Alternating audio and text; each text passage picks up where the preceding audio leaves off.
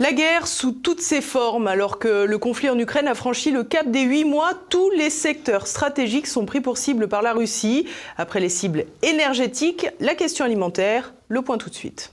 Après le froid, la faim. Depuis l'attaque du pont de Crimée, l'offensive russe en Ukraine a pris un nouveau tournant. Un tournant offensif qui fait la preuve que le Kremlin a décidé de rendre coup pour coup au gouvernement de Kiev. Samedi, l'attaque des navires russes dans le port de Sébastopol par des drones ukrainiens n'a pas fait exception. Depuis, les troupes russes pilonnent les installations énergétiques du pays, mais pas seulement.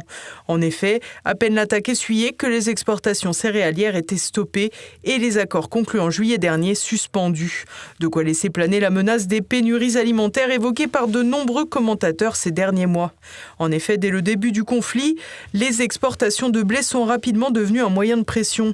Le président ukrainien a d'abord rapidement compris qu'il pourrait faire pression sur les Européens pour susciter leur engagement à ses côtés contre la Russie. La Russie, elle aussi, a bien saisi l'enjeu. Ainsi, en bloquant les envois de céréales ukrainiennes, elle replace l'Europe devant ses contradictions, dont la principale: pourquoi maintenir des sanctions sur les achats de céréales russes tout en criant à la menace de pénurie alimentaire mondiale?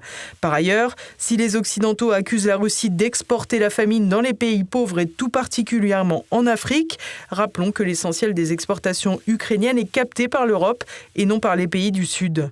Le secteur alimentaire est donc à l'image de la question énergétique et les sanctions européennes qui la secouent. Pour parfaire le tableau, les annonces pour démultiplier l'activité du gazoduc Turkish Stream sont une belle illustration. En effet, si les Russes vont vendre davantage de gaz à Ankara, tout porte à croire que Bruxelles achètera du gaz russe par le biais turc, comme elle le fait déjà par l'Azerbaïdjan. Une opération hypocrite, chère pour nous et lucrative pour Erdogan, qui devrait durer et s'intensifier. À plus forte raison que la Russie continue de cibler les infrastructures énergétiques en Ukraine. Kiev a déclaré qu'au moins 50 missiles russes s'étaient abattus dans le pays ce lundi matin, dont plusieurs dans la capitale, plongeant de nombreuses zones dans la pénombre. Certains quartiers seraient même privés d'eau. Il faut aussi dire que la semaine dernière, la centrale thermique de Baklava en Crimée a fait l'objet d'une attaque de drones.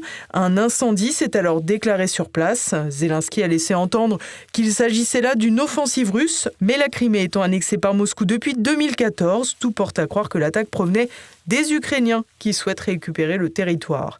De quoi pousser là encore les Russes à multiplier l'offensive dans le reste du pays. Par ailleurs, les éléments quant au sabotage des gazoducs Nord Stream 1 et 2 n'ont pas dû non plus calmer Moscou.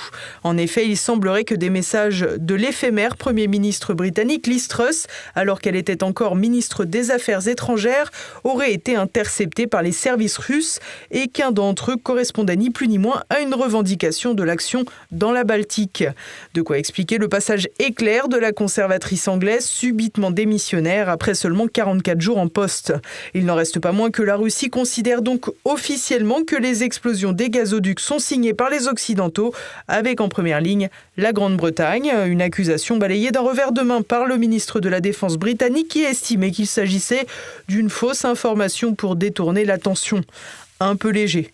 En réalité, Moscou semble bien décidé à placer l'Ukraine et ses prétendus alliés occidentaux face à leurs responsabilités en répondant de façon symétrique et stratégique à chacune des frappes, une situation qui s'enfonce de plus en plus dans un scénario de dangereuse escalade.